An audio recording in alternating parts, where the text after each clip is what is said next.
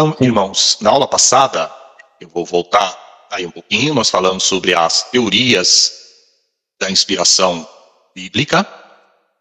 Falamos aí sobre o ditado verbal, a refutação, a inspiração natural, a inspiração parcial, a inspiração de ideias, inspiração divina comum.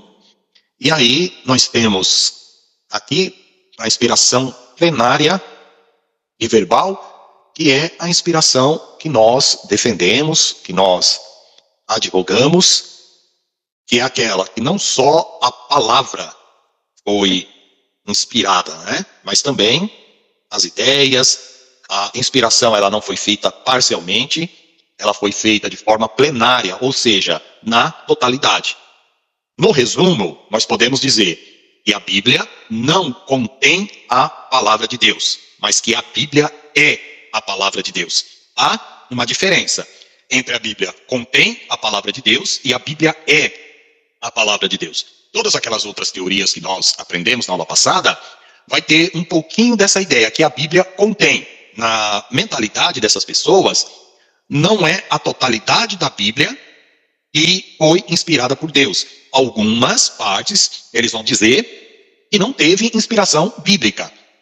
Por isso que nós afirmamos que a Bíblia, ela é a palavra de Deus na sua totalidade. Desde o primeiro verso de Gênesis até o último verso de Apocalipse, tem a inspiração bíblica. Parece que isso é uma coisa simples, irmãos. Mas para as pessoas que não estudam a Bíblia, ele não está no meio teológico, tem a chamada teologia liberal. E a maioria desses teólogos liberais, eles não têm essa visão bíblica que nós estamos passando aqui para os irmãos, que ela é plenária, total, e também que ela foi verbal, ou seja, ela foi ditada por Deus, respeitando ali as características dos autores bíblicos. Então, tem muitos livros por aí, e às vezes você está comprando, e pode ser que esse autor ele seja um teólogo liberal, que ele não acredita na totalidade da inspiração bíblica. Por isso, irmãos, tomem muito cuidado, mas muito cuidado mesmo, com esses vídeos, esses mestres que aparecem na internet, porque às vezes são teólogos liberais e vocês não estão aí sabendo que essa pessoa, ele não acredita na total inspiração da Bíblia. E tem muitas pessoas por aí, viu? Com essa mentalidade. Não pense que são poucos, não. Então, às vezes, vocês seguem, né?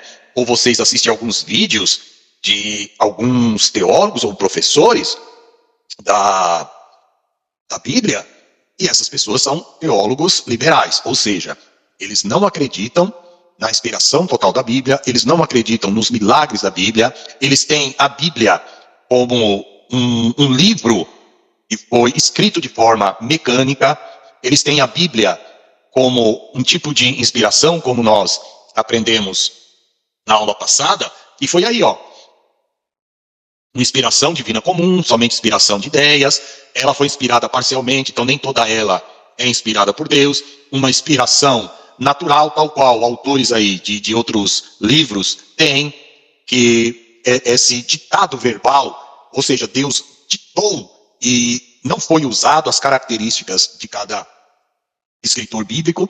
Então, a que nós mais defendemos, e aqui os irmãos vão ver, os teólogos mais ortodoxos defendendo, é essa ideia da inspiração plenária e verbal. Tudo bem? Alguém tem alguma dúvida sobre essa questão para nós podermos avançar? Se não tem, vamos lá. Sempre eu parto do princípio aí que quando não tem pergunta, os irmãos estão aí entendendo tudo. Então vamos lá. Quando nós reconhecemos que a Bíblia é a palavra de Deus, a sua eficácia pode ser percebida sobre 4 horizontes. Ou seja, Deus se revela na Bíblia, a Bíblia forma uma unidade completa. Então, irmãos, preste atenção aqui, ó. A Bíblia forma uma unidade completa. Ou seja, quando você lê um verso bíblico, ele não pode estar desvinculado do restante da Bíblia. É daí que surge muitas interpretações erradas. Lembra lá da primeira disciplina, que foi a disciplina de hermenêutica? Quando você lê a Bíblia, você não pode pegar aquele verso desconectado da totalidade da Bíblia. Por quê? A Bíblia forma uma unidade completa. Aquele verso que você está lendo, ele tem que estar em harmonia com a ideia geral da Bíblia. Então você não pode simplesmente destacar, extrair aquele versículo e interpretá-lo fora do contexto geral da Bíblia. E lá na matéria de hermenêutica, vocês aprenderam como sendo o contexto remoto, tá? Então, sempre tem essa ideia que a Bíblia forma uma unidade completa. Se você não conhece bem o Velho Testamento, você não conhecerá também o Novo Testamento, pode ter certeza. Se você não conhecer o Velho Testamento, o Novo Testamento, você também não conhece o Velho Testamento. Uma coisa está interligada à outra. É comum, quando uma pessoa se converte, nós indicarmos para ela, né, determinado livro. Olha, lê primeiro o Novo Testamento. E é comum, às vezes, a gente indicar o Evangelho de João para as pessoas lerem. Não há, irmãos, assim, nada de errado nisso, porque nós estamos falando de um novo convertido. Então, a pessoa não vai começar lendo ali o livro de Ezequiel, o livro de Apocalipse, né? Então, é difícil para as pessoas entenderem, porque esses livros você precisa de um conhecimento maior, você precisa de uma intimidade maior com a Bíblia. Porém, a partir do momento que esta pessoa ela já passa da fase de novo convertido, tem que estar na cabeça dela essa ideia de não ler somente o Velho ou o Novo Testamento. Tem que estar unidos, Velho e Novo Testamento. Pastor, por que o senhor está enfatizando esta questão? Tem alguns, eu não vou nem chamá-lo de teólogo, porque ele não é teólogo, mas tem um jovem pregador, irmãos, aí, e ele tem, assim, mas muitos seguidores. E a fala dele, eu estava vendo num dos vídeos, é que simplesmente ele não lê o Velho Testamento. Ele só lê o Novo Testamento, porque ele entende que o Velho Testamento já ficou para trás, nós só precisamos agora cumprir o Novo Testamento. O Velho Testamento apresenta um Deus irado, o Novo Testamento apresenta um Deus amoroso. Isso na visão dele, ele falando que o Velho Testamento apresenta Deus como um juiz, e no Novo Testamento apresenta Deus como advogado. E isso é uma tremenda de uma falta de conhecimento bíblico. Porque Deus, ele não muda. O mesmo Deus do Velho é o mesmo Deus do Novo. O que muda é a maneira com que Deus se revela ao homem. O que muda é a maneira com que Deus trata o homem. Então, deixa eu só dar um exemplo bem fácil para os irmãos aqui. Todos conhecem aí sobre o arrebatamento da igreja, que vai ter ali o período de 7 anos, e após os 7 anos, vai ter o período do milênio. Então a igreja vai ser arrebatada. Sendo a igreja arrebatada, vai ter aqui o período da grande tribulação, e depois o período do milênio. A maneira de Deus tratar as pessoas que estarão aqui na grande tribulação e também no milênio, não é a mesma maneira com que Deus trabalha conosco. A pedagogia de Deus vai ser diferenciada. Então, Deus, ele é um professor e ele ensina os seus filhos de várias maneiras. Mas esse professor, ele nunca muda na sua essência. Ele usa o seu método didático. Ele usa a sua pedagogia de forma diferente. Mas esse Deus, em sua essência, é o mesmo professor. Então, tratem a Bíblia como se ela fosse uma unidade. Porque ela é isso mesmo. Ela é uma unidade. Então, se você achar que você precisa ficar lendo partes da Bíblia, aquelas que mais te interessam, você pode ter certeza que o teu conhecimento teológico vai ser semelhante à maneira que você lê a Bíblia. Se você lê a Bíblia extraindo só alguns versículos, você vai ter um entendimento da Bíblia com base naqueles versículos e um conhecimento totalmente distorcido, porque aqueles versículos que você está lendo, eles estão conectados aos 66 livros da Bíblia. É por isso que o Felipe leu lá em 2 Timóteos 3,16, que toda a Escritura é divinamente inspirada por Deus. Felipe, na leitura que você fez, Paulo escrevendo a Timóteo, ele está dizendo que tem partes das Escrituras que nós devemos dar prioridade? Você chegou a ver alguma parte desse verso aí, nesse sentido? Não, ele falou que toda a escritura é do Antigo, de Gênesis até Apocalipse. Opa, gostei da firmeza aí, Felipe. Então vamos lá. A Bíblia permite o encontro entre Deus e o leitor. A Bíblia é uma coisa linda, irmãos. Pelo fato dela ser dos fatos, é que ela é o único livro que não importa o local, não importa a hora, não importa a circunstância que você a estude, que o autor dela não esteja presente. Nenhum autor pode estar presente quando você lê o livro dele, Eu digo sempre. Mas Deus, como autor da Bíblia, ele é o único autor, em qualquer momento, em qualquer posição geográfica, região geográfica, em qualquer tempo, e você faz a leitura do livro sagrado, esse autor, ele está presente. A inerrância da Bíblia se evidencia por conta da procedência divina, ou seja, não há erro na Bíblia. E por que não há erro na Bíblia?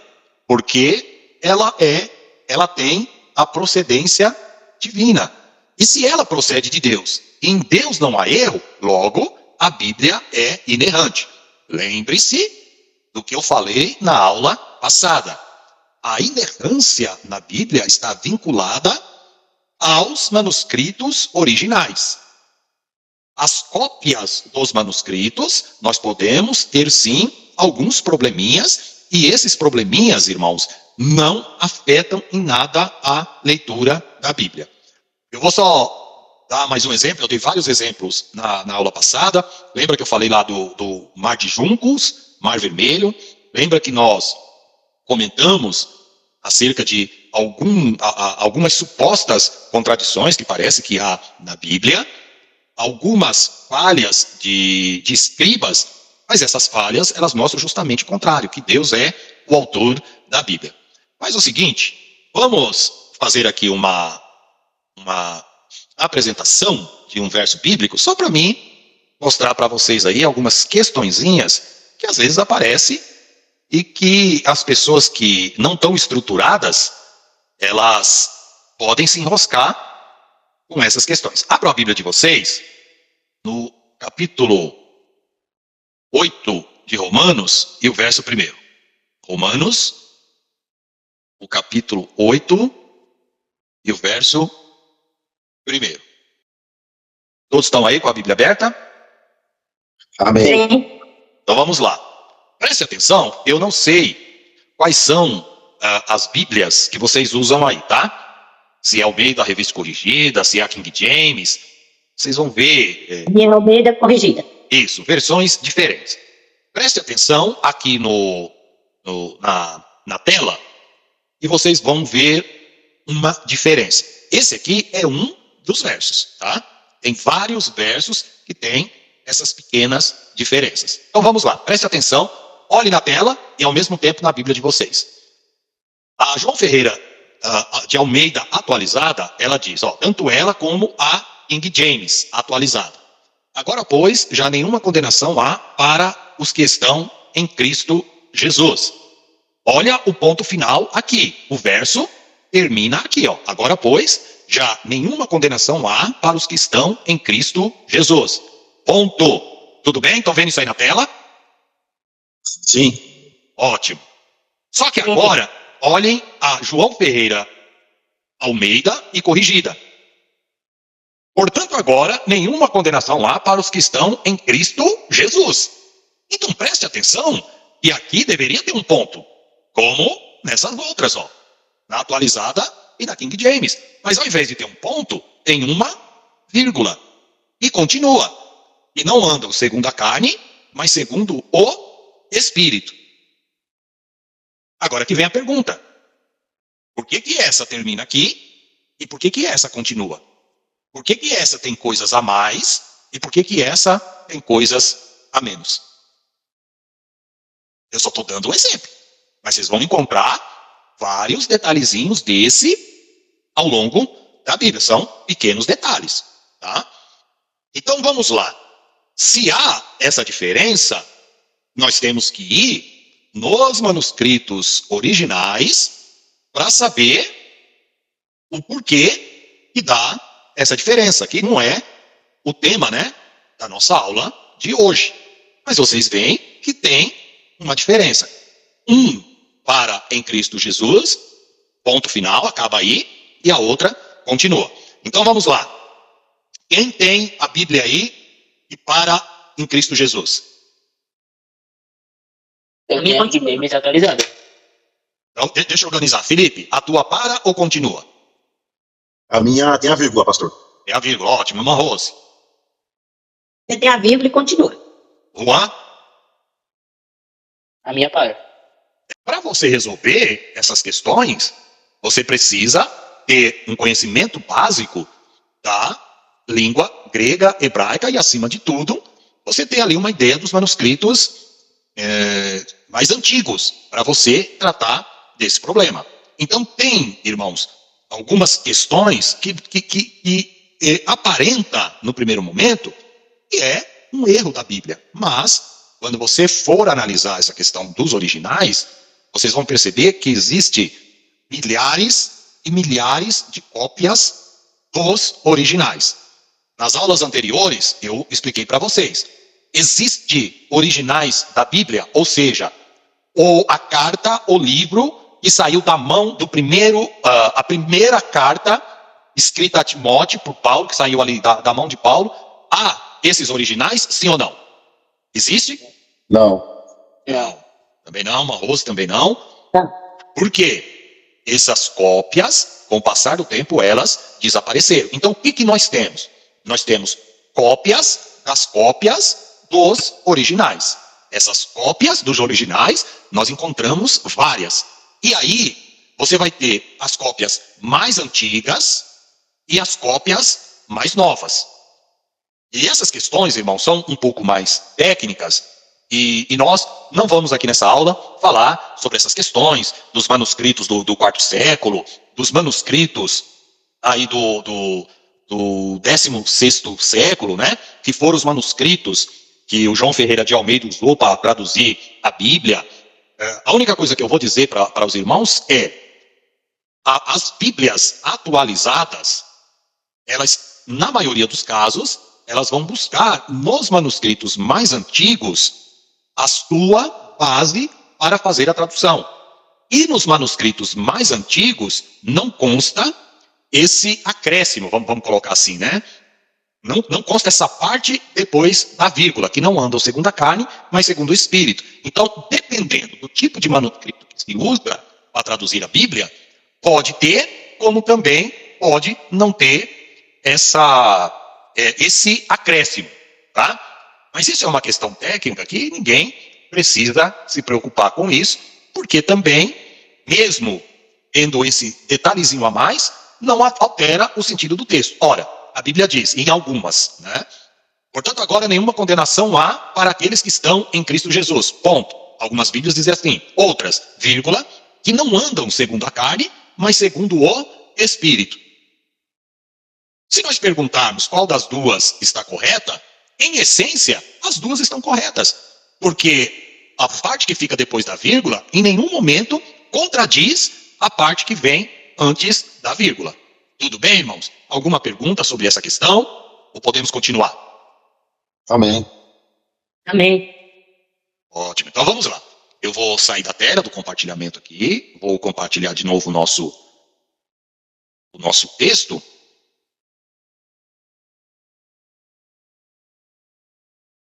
Então, isso é a chamada inerrância da Bíblia. Nesse sentido, da inspiração dos originais, não existe nenhum erro na Bíblia, a não ser o que nós chamamos aí um erro de um copista. Então, aqui na tabela, eu fiz um resumo das falsas teorias sobre a inspiração da Bíblia, né? Aqui, ó, nós vimos todas essas teorias e aqui fica fácil de vocês visualizarem aí quando for estudar. Então, aqui são as falsas teorias. Aqui é o conceito verdadeiro sobre a inspiração da Bíblia, que ela é verbal e plenária. Todas as palavras, na totalidade das Escrituras, provêm de Deus. Revelação em relação à inspiração, tá? Deus revelou a Moisés que ele deveria escrever os primeiros capítulos de Gênesis. A inspiração nem sempre significa uma revelação. Lucas pesquisou bastante para escrever, no entanto, ele se deixou levar pela inspiração. Então, quando nós falamos que a Bíblia ela é inspirada por Deus, não significa que os autores humanos não fizeram pesquisas. Por exemplo, Lucas foi aquele que fez pesquisas para que ele pudesse escrever tanto o seu evangelho, como também o livro de Atos. Se vocês lerem aí Lucas, os versos iniciais, e também Atos, os versos iniciais, vocês vão ver que Lucas ele está falando que ele fez uma pesquisa. Mas a partir do momento que ele fez a pesquisa e foi escrever, aí entrou a inspiração divina. Deus, ele se apresentou através dessa inspiração, na natureza, né? Sonhos, visões, na história, nas próprias escrituras, Deus, ele se revelou ao homem. E aqui nós passamos para o que nós chamamos o cânon da Bíblia. Tá? O que é esse cânon da Bíblia? Vamos entender um pouco o que é essa questão. Cânon, ou escrituras canônicas, é a coleção completa dos livros divinamente inspirados, constituindo a Bíblia. Cânon é uma palavra grega que significa vara reta de medir, assim como uma régua de carpinteiro. A palavra aparece no original em Ezequiel 40, verso 5. Ô Juan, por gentileza, lê para nós aí Ezequiel 40, o verso 5.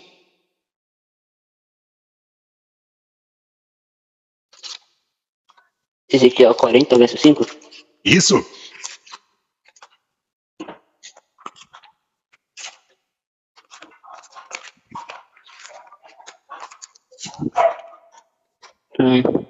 Vi o muro que cercava completamente a área do templo. O comprimento da vara de medir na mão do homem era de 6 medidas longas, cada uma com meio metro. Ele mediu o muro, que tinha 3 metros de espessura e 3 de altura. É isso. Então, irmãos, esta palavra cânon, ela é uma palavra grega e significa uma vara de medir. É como se fosse o nosso metro, né? O metro do pedreiro, a trena do pedreiro, do carpinteiro. Então, ela era um instrumento de medir. Então, esse termo, ele passou para o sentido religioso como uma norma, como uma regra. Ou seja, quando foi se fazer o cânon da Bíblia, ela passou por um padrão. Então, é como se fosse uma maneira de estabelecer quais foram os livros, ou quais eram os livros inspirados ou não. Quando nós vemos esse termo no sentido religioso, ele aparece aí no Novo Testamento. Felipe. Opa, pastor. Dá uma lida para nós aí em Gálatas 6,16.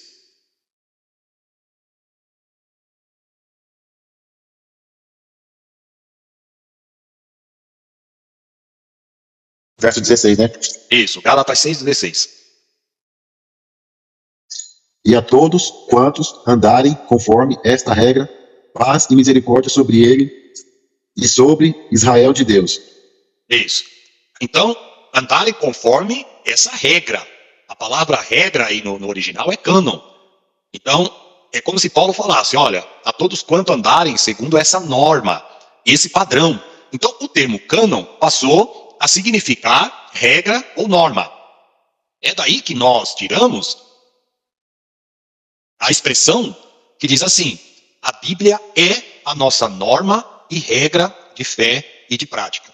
Quando nós usamos essa expressão, nós queremos dizer o seguinte, a Bíblia é a única que nós utilizamos como último padrão e última norma para saber se uma coisa está correta ou não no sentido moral do termo.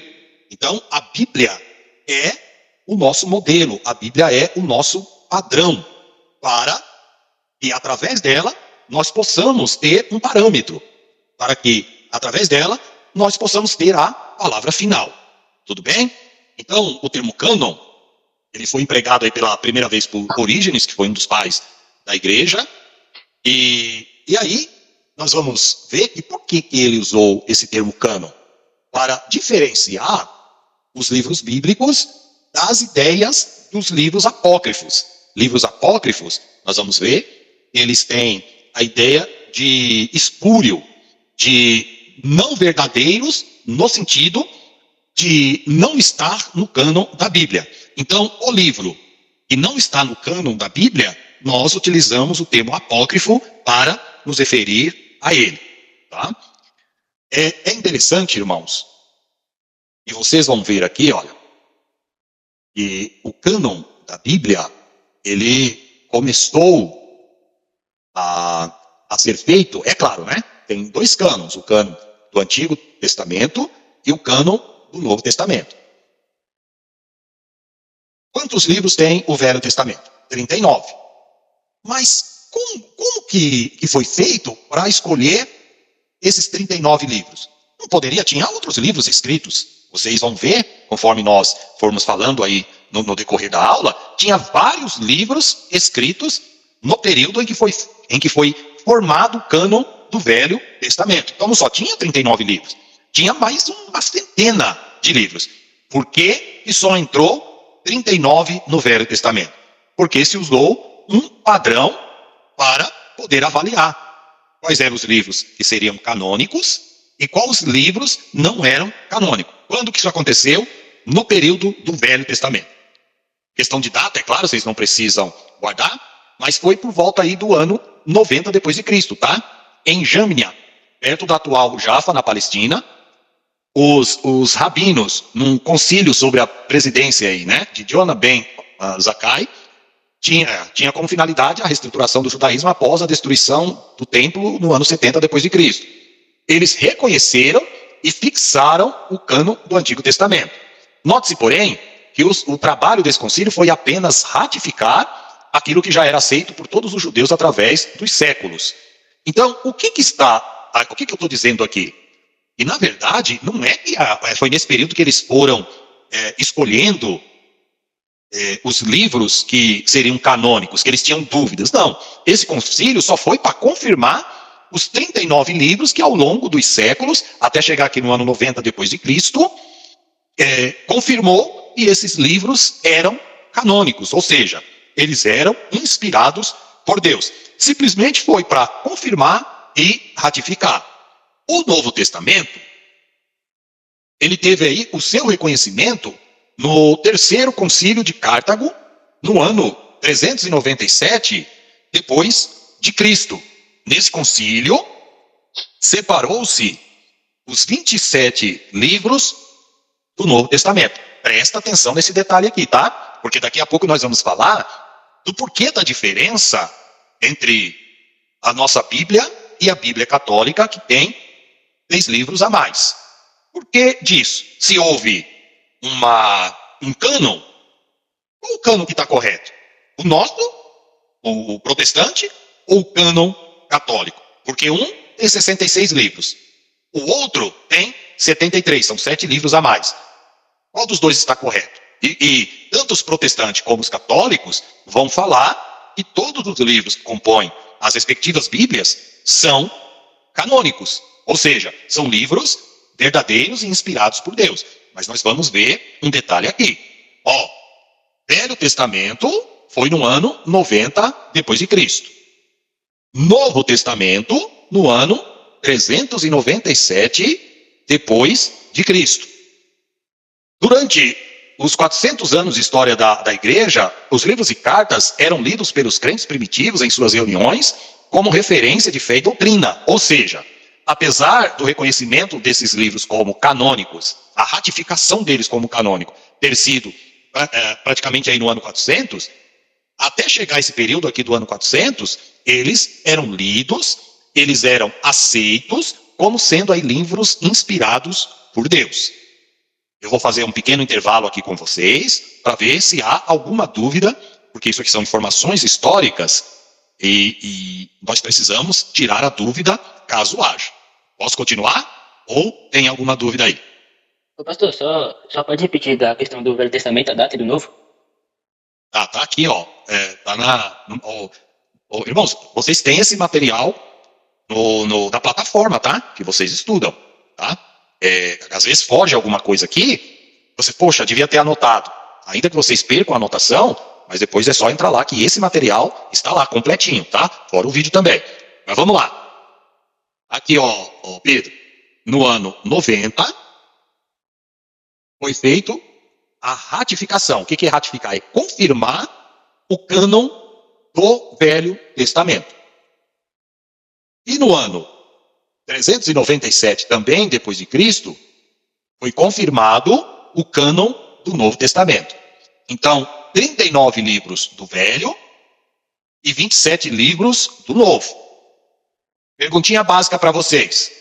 Porque quando eu vou falar do cânon católico versus o cânon protestante, vocês vão precisar dessas informações. Muito bem. Os judeus creem no Novo Testamento, sim ou não? Não. Não. Então, os judeus, eles só têm o Velho Testamento. Quantos livros os judeus têm no seu Velho Testamento? 39? 39? O restante? 39 livros. Então, já entendam. O cânon judaico, ele é igual ao nosso cânon. Quando eu digo nosso, cânon protestante. Então, os judeus têm 39 livros, os protestantes, 39 livros. Os católicos têm a somatória, na totalidade, de 73 livros. Eu não me lembro aqui agora quantos eles têm no Velho e quantos no Novo. Sei que são 7 na totalidade. Agora, não me lembro quantos no Velho, esses 7, quantos são divididos no Velho e quantos são divididos no Novo. E se há divisão no Novo, tá? Mas nós temos uma tabela aí que vai mostrar isso para nós. O que eu quero que vocês entendam. Que o cânon judaico é igualzinho ao cânon protestante do Velho Testamento. Claro, e os judeus, por não acreditarem, não receberem a Cristo como Messias, eles não acreditam na inspiração dos 27 livros do Novo Testamento. Mais alguma dúvida? Podemos continuar aí? Então vamos lá. Entramos aí nos livros apócrifos. Há um número maior de livros do Antigo Testamento nas Bíblias católicas romanas em comparação às protestantes, o que eu acabei de falar. São chamados de apócrifos ou deuterocanônicos. Esse termo pode ser definido através de uma raiz grega composta por deutero, segundo e canônico, e faz parte do cânon, referindo-se a livros e partes de livros bíblicos que mais tarde foram considerados canônicos pela Igreja Católica Romana. Preste atenção no detalhe, irmãos, que o cânon, ele foi fechado em 397, o Novo Testamento, e em 90, no ano 90, o Velho Testamento. O cânon católico, ele só veio ser esses 7 livros a mais.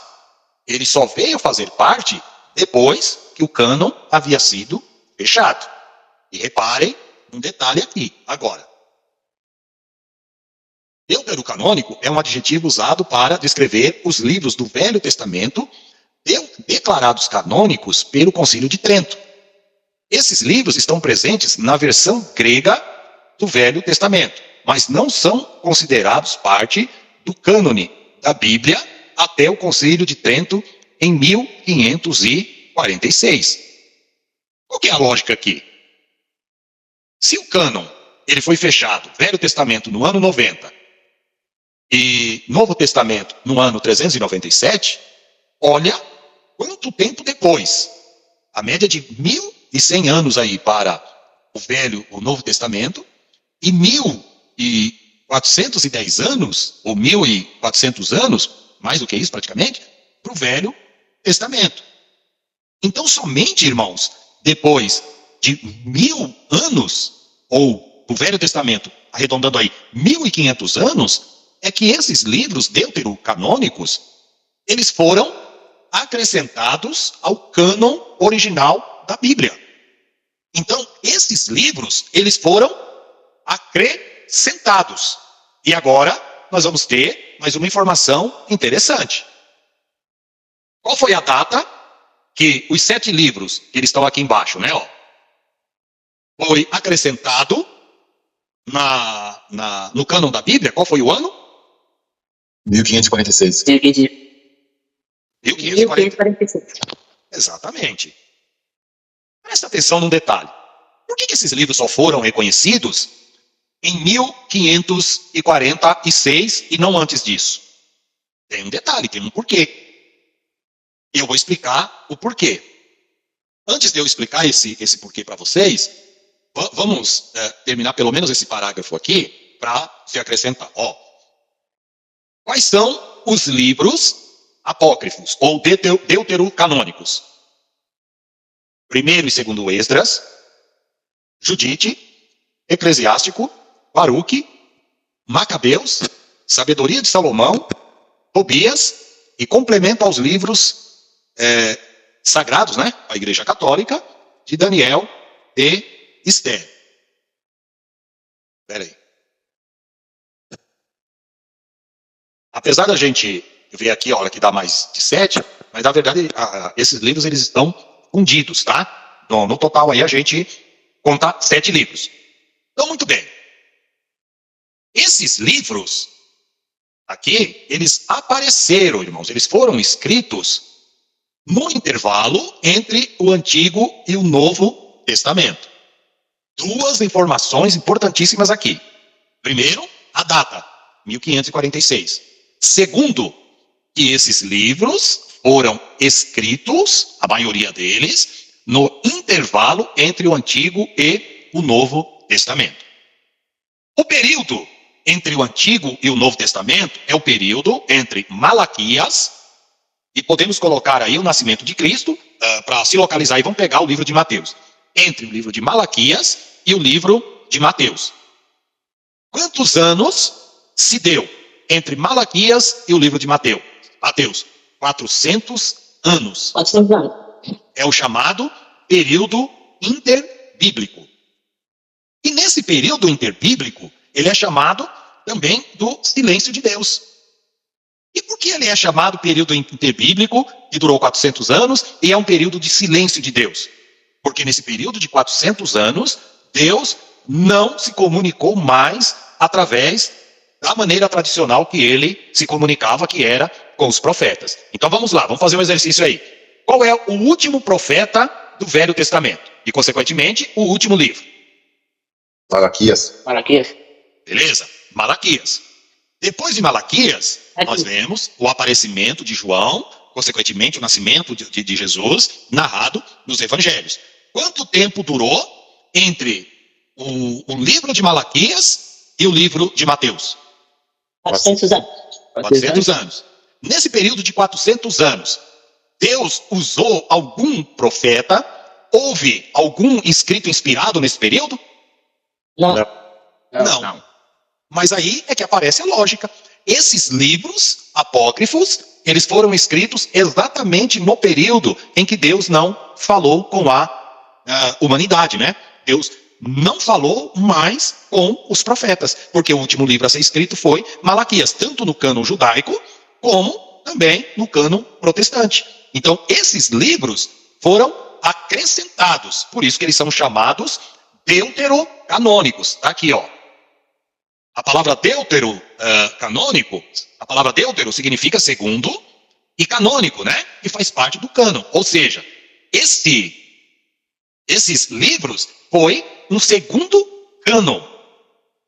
Porque o primeiro já havia sido feito aqui nas datas do ano 90 para o Velho Testamento e no ano 400, que foi o período aí em que se encerrou o cânon do Novo Testamento. Agora vamos para a segunda parte. Se Deus não falava com os profetas, Deus não falou por visões, nem por revelações, Deus ficou em silêncio durante esses 400 anos, então esses livros são considerados livros comuns. Nós até, irmãos, consideramos, por exemplo, o livro aqui de Macabeus, na verdade é 1º e 2º Macabeus, nós consideramos esses livros como livros históricos. Então, não há problema em você usar esses livros como fonte de pesquisa, mas como fonte de pesquisa histórica, como fonte de pesquisa secundária, e eles não estão no mesmo nível dos livros inspirados da Bíblia. Nós protestantes, não consideramos esses livros como inspirados, porque o cânon já havia se encerrado. A segunda questão é a data, 1546. Ora, a cisão entre protestantes e Igreja Católica, ela é datada em 31 de outubro de 1517. Esses livros foram reconhecidos em 1546. Por que esses livros foram reconhecidos somente depois da Reforma? Por que somente em 1546? Lembre-se que a Reforma, deixa eu até colocar aqui para vocês, para a gente... não vai dar aqui para adicionar o texto. Só lembre aí, 1517, tá? Lembre desse número, desse ano, 1517. Alguém faz uma conta para nós aí. 1546, ou 1517 para 1546, vai dar 29 anos? É isso? Não. Pastor, pode repetir? 1546 menos 1517. Quantos anos dá de diferença? 29. 29 anos. Então, preste atenção nesse detalhe, irmãos. Esses livros apócrifos só foram incluídos no cânon católico 29 anos após a Reforma. E eu tenho uma teoria do porquê que eles foram incluídos 29 anos depois. Raciocine comigo. A base, o fundamento de qualquer religião cristã é o quê? A Bíblia. Se a religião cristã tem a Bíblia como um livro sagrado, automaticamente, quem tem a posse desse livro, ele vai ter um poder muito grande, porque ele vai dizer o seguinte: eu sou detentor do livro sagrado. Então, qual que é a minha teoria do porquê desses 7 livros serem acrescidos apenas 29 anos depois da Reforma? Porque é claro, irmãos, para mim, né, no meu ver, na minha maneira de enxergar, está claro que a Igreja Católica, ela queria derrubar a Reforma. E de que forma que ela queria derrubar a Reforma Protestante? Dizendo o seguinte: a nossa Bíblia é a verdadeira, a dos protestantes está errada. E aí, com esse argumento, muitas pessoas poderiam ali vacilar na fé protestante. Poderia ter esse seguinte raciocínio: ora, se o cânon da Igreja Católica está correto, automaticamente eles que têm o livro sagrado e não nós. Então, pensando como eles, nós vamos voltar à nossa antiga fé, porque a Bíblia protestante está errada, porque ela tem 7 livros a menos. Então, para mim, isso aqui foi uma estratégia religiosa para dissuadir, minar, tentar frear a Reforma Protestante, que estava crescendo ali em todos os países. Quero ouvir vocês sobre isso. Vamos lá, Felipe. Sobre a Reforma Protestante, pastor? Isso. O porquê que a Igreja Católica, ela só veio colocar os 7 livros a mais na sua Bíblia, porque antes era igual a protestante, mas eles vieram colocar 7 livros a mais, somente 29 anos depois da Reforma. O porquê que você acha que só depois de 29 anos que a Reforma Protestante começou, e eles colocaram esse livro? Por que eles não colocaram antes? Pastor, porque eles acharam, né, que talvez seriam livros também inspirados por Deus, e eles começaram a acrescentar, né? E por isso que houve um conflito lá na Reforma Protestante, que talvez na visão deles, esses livros a mais talvez seriam melhor do que as nossas Bíblias protestantes. Essa é a minha visão. Certo. Agora eu falei só o Felipe aí, irmãos.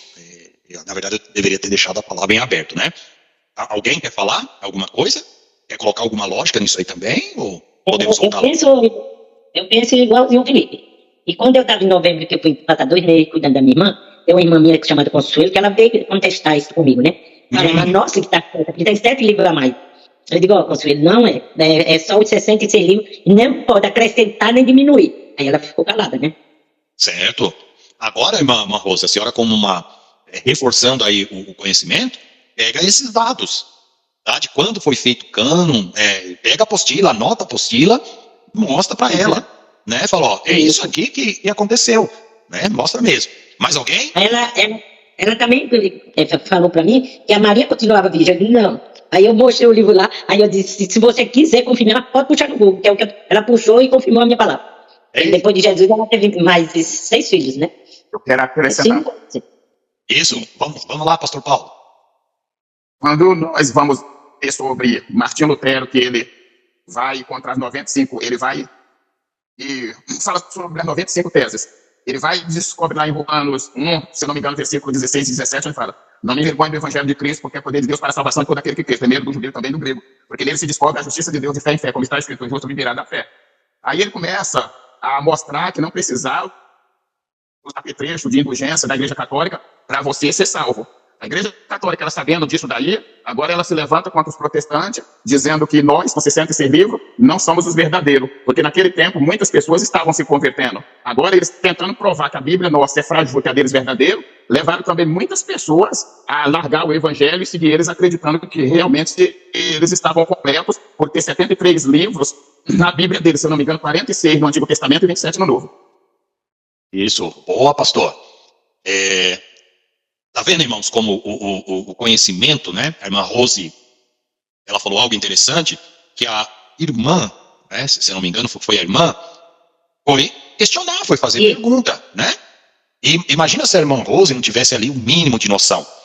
Até para nós evangelizarmos nossos parentes, nós precisamos conhecer Bíblia, não adianta, né? Nós temos que ter noção. Aí a irmã Rose deu uma resposta para ela, né, nos 2 casos lá, da questão da quantidade a mais de livros deles e também na questão da virgindade de Maria, porque é uma pessoa que tem ali, teve sempre na vida um mínimo desejo de estudar a Bíblia.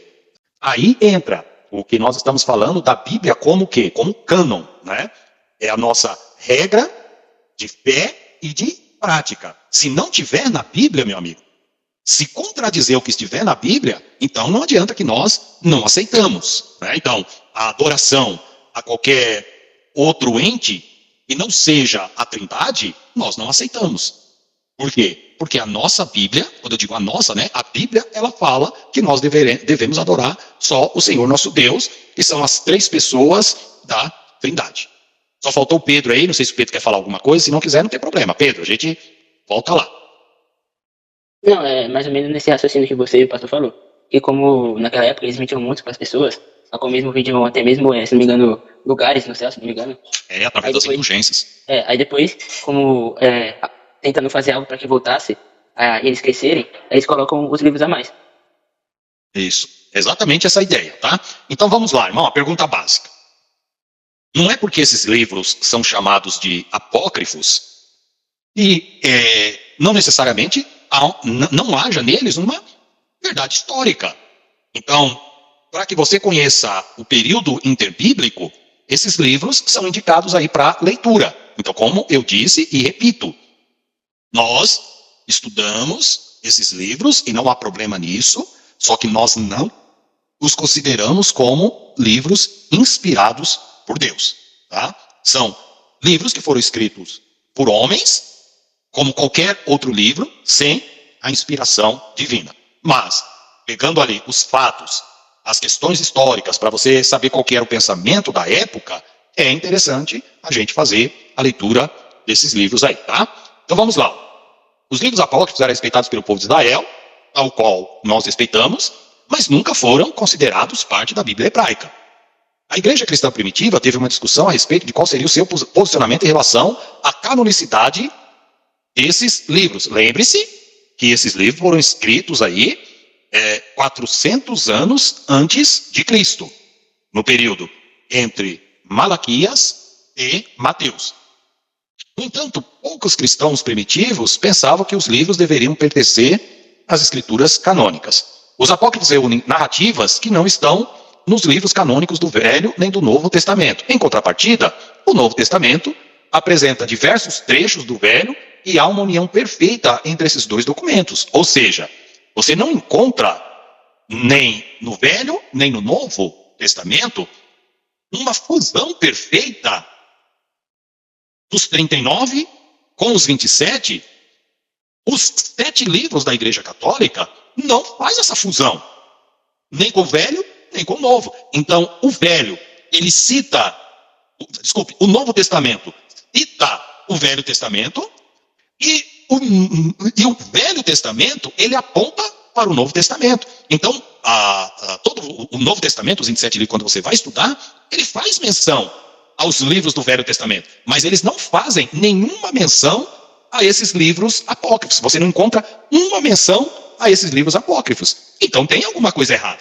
Porque se nós estudamos e vemos que a Bíblia é uma unidade, 27 mais 39 compõem os 66, por que não há nenhuma citação do Velho e do Novo Testamento a esses livros apócrifos? Ao conteúdo desses livros apócrifos. Então é sinal que realmente eles não pertencem ao cânon bíblico. Ademais, há diversos erros e inconsistências nos apócrifos. A Igreja Católica Romana determinou que os apócrifos fizessem parte da Bíblia no Concílio de Trento de 1500. Isso se deve à Reforma Protestante, que muitos católicos não abraçaram, tá? Aqui essa nota que eu coloquei, né, sobre a Reforma Protestante. Os protestantes publicaram a Bíblia, preste atenção, com os apócrifos, inserindo-os entre o Antigo e o Novo Testamento, não como textos sagrados, mas como bons livros para serem lidos com valor literário e histórico, que eu acabei de falar para vocês. Isto prosseguiu até 1629. Nesse ano, os reformadores começaram a ignorar os apócrifos para impedir que as pessoas simples se confundissem e não soubessem diferenciar um livro canônico de um apócrifo. Então, se você pegar uma Bíblia antes de 1629, você vai ver que os livros apócrifos, mesmo sendo protestantes, estão lá. Mas por que eles colocaram? Para serem livros estudados com valor literário e histórico, porém, jamais com valor de inspiração. E aí chegou um ponto, a partir de 1629, que resolveu-se tirar, por quê? Para que as pessoas simples, que não tivessem muito conhecimento, não soubessem diferenciar o que era um livro canônico inspirado dos 7 livros apócrifos. Tudo bem? Então vamos lá. A Igreja Católica Romana tem práticas baseadas nos livros apócrifos, mas que não condizem com a Bíblia, os 66 livros. Algumas das teologias absurdas que se baseiam nos apócrifos são: as pessoas podem se redimir dos seus erros fazendo doações. Isso não está com base nos livros bíblicos, está? Eles buscam base e fundamentação para esse ensinamento nos livros apócrifos. Pedido aos santos, aonde? Nos livros apócrifos. Oração pelos mortos, aonde? Nos livros apócrifos. Ou adoração de anjos, você encontra base na Bíblia? Não, você encontra base nos apócrifos. E aí eu fiz questão de colocar algumas outras questões dos livros apócrifos. Aí, Tobias, 6 do 5 ao 8, ensino da arte mágica, Eclesiástico 3:4, pecados que podem ser perdoados mediante a oração. São práticas, irmãos, católicas, que os 66 livros da Bíblia protestante condena, mas, no entanto, a católica busca base e fundamentação nesses livros apócrifos. Oração pelos mortos, está lá em 2 Macabeus 12, 42 a 46. Sabedoria, né, de Salomão, 3 do 1 ao 4, ensinamento sobre o purgatório. Purgatório é um ensinamento católico que você não encontra em nenhum lugar dos 66 livros da Bíblia. Mas para fundamentar os seus ensinamentos, eles buscaram fundamentação nos livros apócrifos. Tá? Contudo, algumas das obras apócrifas são baseadas em fatos históricos e verdadeiros, mas isso não é o bastante para considerar todas elas como dignas de confiança. São falhos devido a erros doutrinários históricos. Erros e inexatidões nos livros apócrifos, né, os fazem serem considerados documentos religiosos e históricos questionáveis, em vez de obras divinamente inspiradas. Tudo bem? fechamos aqui, pelo menos uma parte. Vamos fazer, irmãos, um intervalinho nosso aí de 15 minutos. Aí daqui a pouco nós voltaremos aí para falar um pouco mais sobre essa questão dos livros apócrifos. Deus abençoe. Irmãos, quando eu fui para o intervalo, estava minimizado aqui a minha tela, eu não vi a mãozinha levantada aí do pastor Paulo. Pastor Paulo, pode falar aí, meu querido. 2 perguntas em uma. Vamos lá. Quantos livros apócrifos são ao todo? Rapaz, você me pegou agora.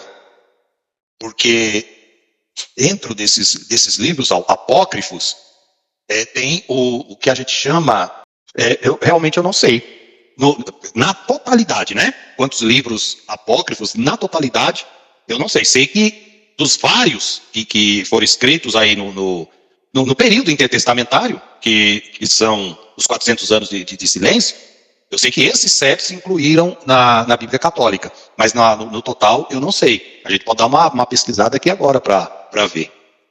Segunda pergunta é verdade que em Judas 1:9 foi usado um termo de um livro desses? Isso. Aí é que entra, né? Judas, ele vai fazer menção, e aí que entra, irmãos, uma questão de que, na verdade, essa menção que Judas faz a Enoque, né? E eis que é vindo o Senhor com milhares de seus anjos, é feito uma menção. E como nós, mesmo aqui, vamos voltar aqui, que nós colocamos aqui na apostila. Contudo, algumas das obras apócrifas são baseadas em fatos históricos verdadeiros. Então, nem tudo que está lá no livro de Enoque, desculpa, nos livros apócrifos, necessariamente estão incorretos. Mas nós não os temos como livros canônicos. Ou seja, tem verdades no meio deles, mas também tem alguns ensinamentos que são contrários à Bíblia. Então, na verdade, os livros apócrifos, eles são uma mescla de informações verdadeiras com informações inverídicas. Está aparecendo para vocês a Bíblia, né? Sim. Mas o arcanjo Miguel, quando contendia com o diabo, disputava a respeito do corpo de Moisés, não usou maldição contra ele, mas isso, o Senhor te repreenda. Não é o 9 não, pastor Paulo, é aqui, 14, E destes profetizou também Enoque. Esse Enoque lembrei agora, pastor Paulo, são os livros pseudo-epígrafos. É que o nome é complicado, tá? São chamados livros pseudo-epígrafos. E por quê? Porque eles atribuem uma escrita a um personagem bíblico famoso, né? Para dar o quê? Uma certa moral, uma certa veracidade para o livro. Então, por que pseudo-epígrafo? É que provavelmente esse livro foi escrito por Enoque. Mas a gente sabe que não foi Enoque quem escreveu este livro. E por que não? Porque essas pessoas escreviam os livros e falavam como se fosse um personagem bíblico. Mas olha o que é interessante. Nesse livro de Enoque, inclusive eu tenho até esse material aqui. Diz assim, e desses profetizou também Enoque, o 7º depois de Adão, o que andou com Deus, dizendo, eis que é vindo o Senhor com milhares de seus santos. O que Judas está falando aqui? Ele está falando acerca de que o nosso Senhor virá no arrebatamento da igreja, e ele confirma que ele virá com os seus santos, e Judas ele fala, olha, o livro que vocês creem aí, que foi Enoque que escreveu, que esses livros, no período em que o Novo Testamento está sendo escrito, eles também eram muito divulgados e difundidos. Por isso que teve que vir o cânon bíblico, porque havia muito desses livros, os apócrifos e os pseudo-epígrafos, que circulavam no meio do povo de Deus. E como que o povo, as igrejas, iam saber se esse livro de Enoque era supostamente, né, escrito por Enoque, era um livro inspirado ou não? Porque esses livros estavam no meio das cartas de Paulo, das cartas de Pedro, da carta de Judas. Por isso que precisou se fazer o cânon lá no século IV, né? Então, quando há citação desses livros apócrifos, eles estão confirmando algo que é uma verdade, que essa verdade também está lá no livro apócrifo. Então vocês viram que quando, antes do intervalo, nós falamos de que o livro de Macabeus, ele dá base para o purgatório. A doutrina do purgatório é algo contrário à Bíblia. Porém, no livro de Macabeus, os fatos históricos, por exemplo, as profecias de Daniel, historicamente falando, o livro de Macabeus dá muita base. Por exemplo, para falar de Antíoco Epifânio, que sacrificou um porco lá no altar do templo. Então tem muitos fatos históricos nesses livros apócrifos e os pseudo-epígrafos que narram verdades e mentiras. Fatos confiáveis e fatos não confiáveis. Então, naquilo que eles são confiáveis, alguns autores bíblicos chegaram a fazer sim a citação deles, como nós estamos vendo aqui no verso 14 de Judas. Tá? Agora, a quantidade, eu não vou saber. Livros, assim, apócrifos, nós temos 7, que são o mesmo que deuterocanônicos. Agora, a quantidade de livros que circulavam nessa época aí, juntando esses pseudo-epígrafos, realmente eu não sei dizer. Teria que fazer aí uma pesquisa, não sei se o Google aí nos ajudaria nesse momento. Mas tudo bem aí, pastor, contra essa questão da citação? Tudo bem. Aqui, ó, Judas 6. E aos anjos que não guardaram o seu principado, mas deixaram a sua própria habitação, reservou na escuridão e em prisões eternas até o juízo daquele grande dia. Tem um dos livros aí, pseudo-epígrafos, que eu estava lendo, que eles dão até a altura desses anjos aqui. Se alguém tiver alguma Bíblia, um comentário aí na nota de rodapé, vocês vão perceber que ele vai citar o nome do pseudo-epígrafo, que vai fazer referência a detalhes sobre esses anjos aí. E aí é uma discussão muito grande, e vai se referir aos filhos dos homens e aos filhos de Deus e os filhos dos homens, tá? Que alguns interpretam como sendo anjos lá, aqueles filhos de Deus, que aí é uma discussão bem forte, e nós não entraremos aqui no assunto. Mas vamos tentar fazer, irmãos, aqui uma pesquisa rápida no Google, para ver se ele nos ajuda aí. Pastor Paulo, eu fiz uma pergunta aqui para o Google. O número dos livros apócrifos é maior que o da Bíblia canônica.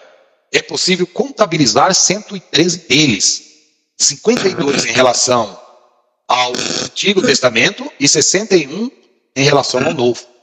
A tradição conservou outras listas dos livros apócrifos, nas quais constam um número maior ou menor de livros. Então, por esse dado aqui, a quantidade total são de 113. Desses 113, a Igreja Católica pegou aí 7. Vamos voltar, irmãos, então, nosso compartilhamento de tela, para nós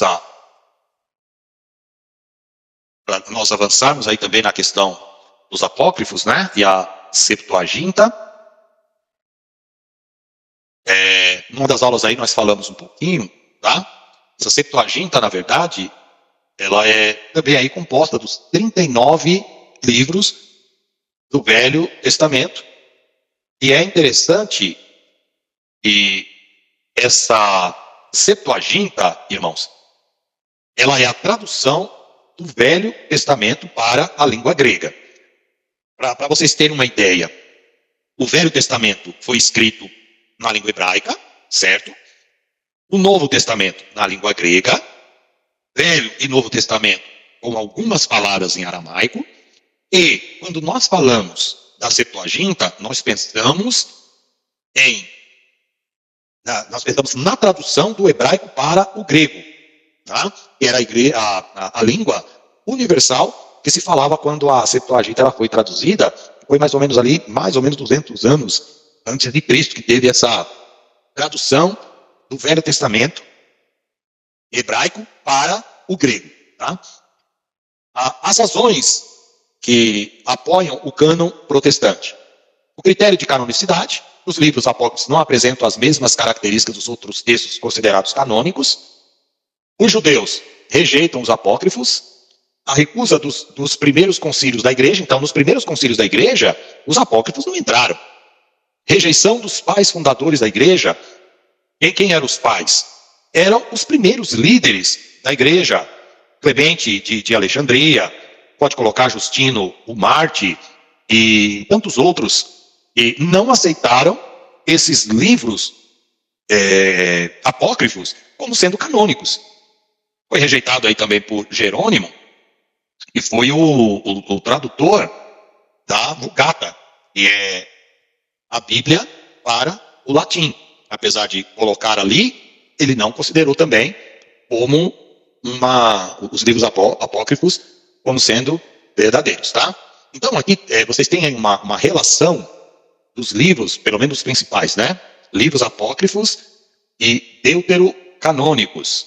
Os livros apócrifos aqui na primeira coluna e os deuterocanônicos que fizeram parte aí do cânon da Igreja Católica. Então, esses livros aqui, deuterocanônicos, é que entraram no livro da Igreja Católica. Adições de Daniel, o Salmo de Azarias e o Cântico dos Três Jovens, né? A história de Susana e Bel e o Dragão, Baruque, livro de Judite, segundo livro de Macabeus, ou segundo Macabeus, Sabedoria, Adições em Esther, Eclesiástico, o primeiro livro de Macabeus e o livro de Tobias. Fazem parte dos 7, né? Então dá 1, 2, 3, 4, 5, 6, 7, 8, 9. Mas com a junção de livros como primeiro e segundo Macabeus, acabam se tornando aí um livro só, né? Porque Adições de Esther está associado aí também com as Adições de Daniel. Então, no total aí, vocês vão encontrar 7 livros que compõem o cânon católico. E como nós vemos aqui, os principais livros apócrifos, são vários, né? Como o João Paulo fez a pergunta, algumas fontes vão falar em 117, outras em 300, certo é que tinham muitos desses livros circulando. Aqui, o livro de Enoque e o apóstolo Judas vai fazer menção que todos eles circulavam no período em que foi feito o cânon da Bíblia. Aqui tem os pseudo-epígrafos, que nós já falamos aí para os irmãos. Porque pseudo-epígrafo, o significado é atribuído falsamente, sendo usado para se referir a livros creditados erroneamente a autores bíblicos. Então, nós não temos lá o livro de Enoque. Enoque não escreveu nenhum livro. Mas, para que dessem crédito a esse livro, eles pegavam autores bíblicos, pegavam personagens bíblicos e creditavam a esses personagens bíblicos que aquele livro havia sido escrito por eles. Então, durante esse período de 400 anos, os apócrifos, os pseudoepígrafos e os deuterocanônicos, eles foram tudo escrito aí nesse período, e outros aí um pouco, né, nesse intervalo de 300 anos a 100 anos depois de Cristo, tá? Os pseudoepígrafos, tá? A inclusão ou exclusão desses textos nos cânones religiosos varia entre as diferentes tradições. Algumas religiões os consideram sagrados, enquanto outras as rejeitam por completo. Esses livros foram extremamente influentes ao longo da história, contudo, não tiveram a mesma aceitação unânime que os textos considerados canônicos. Ou seja, esses livros circulavam, eram aceitos no período, não como livros inspirados por Deus, mas podemos colocar assim como livros sagrados, mas nunca tiveram uma aceitação por unanimidade que eles eram considerados inspirados por Deus. Encerramos aqui a nossa aula. Vou pedir a gentileza para o pastor Paulo orar por nós, e na próxima aula nós continuamos aí, só que falando quais eram os testes que se faziam para determinar se um livro ele era inspirado ou não, se o livro era canônico ou se o livro era espúrio. Mas esse tema vai ficar para a próxima aula. Por gentileza, pastor Paulo, ore e nós oraremos com o Senhor.